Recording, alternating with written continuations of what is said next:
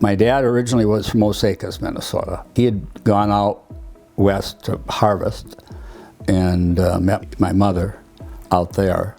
They got married, came back to Minnesota. I moved to Minnesota at the age of 1. I was born in North Dakota, but moved to Minnesota at the age of 1. So been within 10 miles of Alexandria all my life. Well, I got out of high school. I was 18 years old. The only thing I'd done, I'd caddied for a number of years at the golf course. When I was a senior, and I was working at JCPenney's, and they didn't have enough to keep me full time, well, that wasn't going to work financially for me because I had bought a car. And I had known Mr. Robards from the golf club, so I'd walk down the street and just asked him if he had a job. And so he put me to work. I worked there for fall and through the summer, and then when I graduated, I decided, well, I'm going to get service out of the way, so I volunteered for the draft. So I went in the draft for 2 years. So I got out when I was 20 years old. I suppose I better go down to the big city and get a job in a big city. But I stopped in at Cowing Robards to talk to Pat Robards, and he asked me if I wanted a job. So happened that there was an opening coming up whereby you would kind of run the gun department, the fish and tackle department, tool department, a lot of fun areas. So, well, what the heck, I'm 20 years old, got nothing to lose, don't have to move. So I went to work. What's, good Lord, that's 69 years ago. Yep, and just been there ever since. He was willing to take a shot at me. I mean, I didn't know at the time that he didn't have any kids, or that this was just a job. I could get a job. He had a lot to do with forming my thinking, you know, how I thought I should live. Because he was really, really good, not having any children.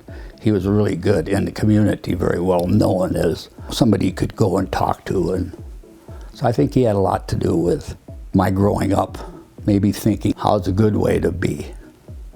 When Main Street was having a real struggle, there were opportunities to work with people. You know, maybe just a little boost here and a little boost there.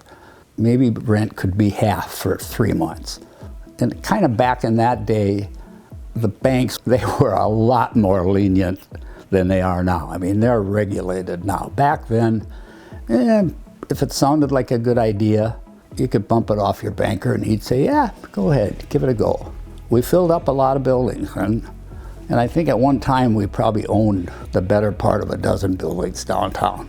And all of them were just because people would come to me and say, I got to sell my building. Ed, can you buy the building? Can you help me out? Can you? Well, what do you got to do? So then go to the bank, get a little money, pay them off.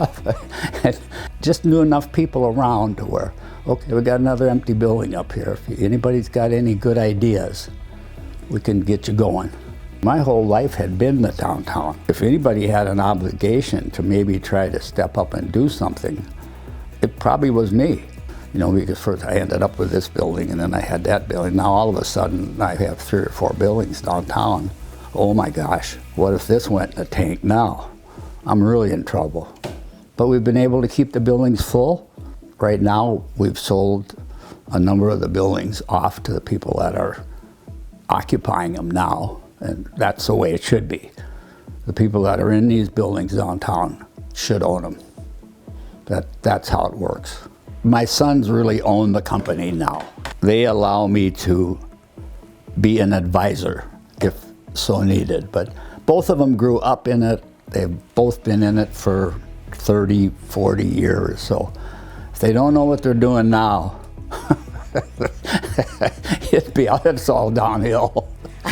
But they've been hard workers and kept their nose to the grindstone. And I wish he had the checkbook down here so you could see how he does it exactly like Pat Robards did it 50 years ago, 60 years ago. He's got a tablet and he's made columns and it's all written in pencil. It's a beautiful piece of art. And so I'm just appreciative of what he has done and what I have learned about him, not necessarily from him, but from others in the town. So if I can be part of it, That's really important to me. This is just a great town. To think of where we came from in my lifetime when I went to school here, it's been something to see. So to be part of it, awesome, but it was good for us too.